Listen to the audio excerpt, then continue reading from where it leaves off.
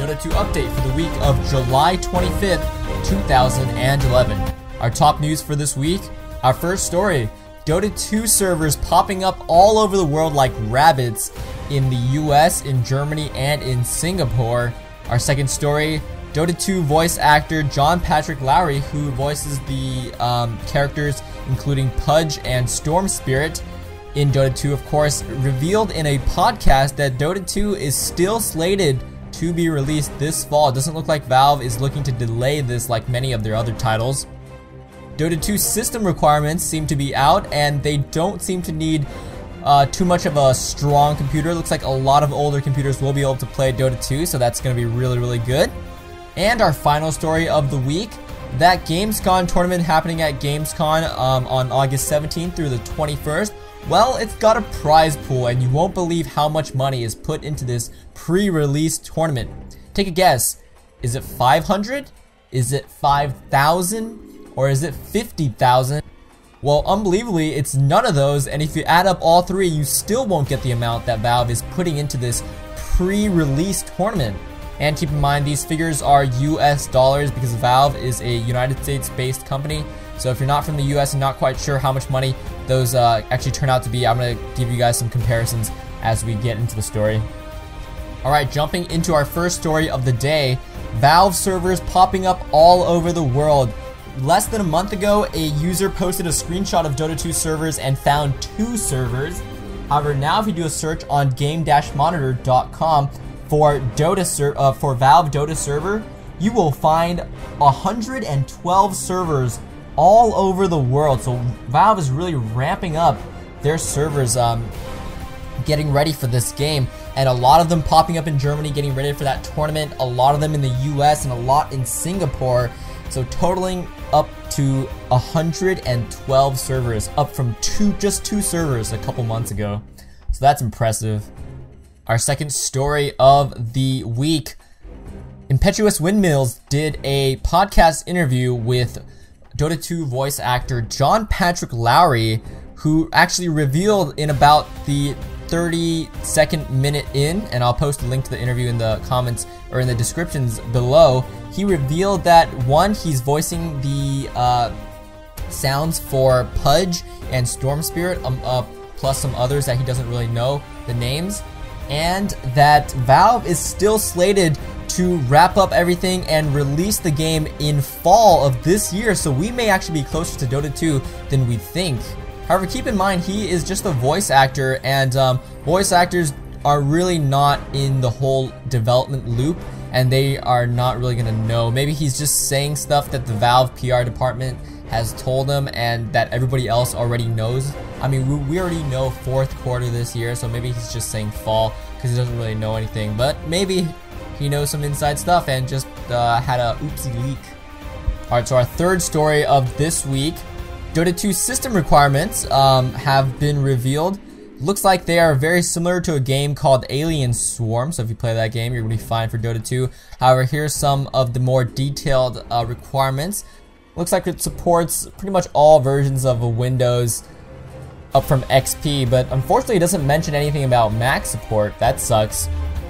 I don't want to get into the boring details of the specifics, like, oh, Pentium 4, 3 gigahertz. But basically what this tells me is that you can pretty much buy a computer for $300 and play Dota 2 on it, no problems.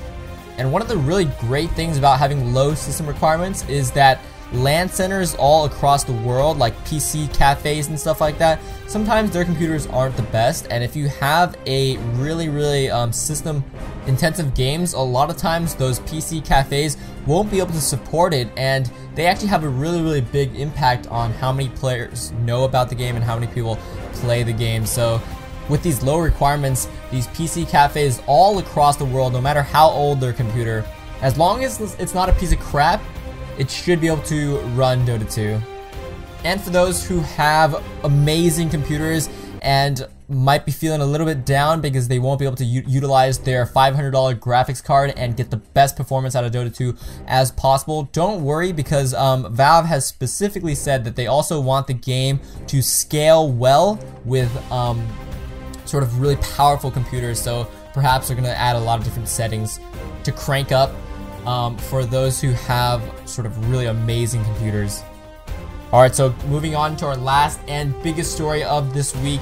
The same website that published the Dota 2 invitation letter to a Chinese team has revealed that $80,000 USD will be put into this pre-release tournament. Remember, no one has played this game. They've only invited like 10 teams or so. $80,000 on the line. To put that into perspective, that's probably the annual salary of a Valve computer engineer or a programmer at Valve. I'm guessing about that much. So Valve can afford it, but damn, it's a lot of money still. To put this whole thing into perspective, the most recent DreamHack tournament, which is probably one of the biggest international esports gatherings in the world, their prize pool for StarCraft 2, which is probably the most popular esport today, was roughly 200,000 Swedish kroner, and translated into US dollars, that's about 30,000 US dollars. And if this is true, Valve is putting up $80,000. That's more than twice, a lot more than twice, almost 3 times the amount of money put into StarCraft 2 at DreamHack. If this is true, and again, this comes from a Chinese website, the same website that gave us the letter that we talked about last week that was an invitation to this tournament sent to a Chinese team. If this is true, then Valve is really taking a go big or go home approach to Dota 2. I mean, we know that they want Dota 2 to be a successful esport. If they're really kicking off Dota 2 with an $80,000 tournament, they've raised the bar so high for future Dota 2 tournaments out there. This is ridiculous.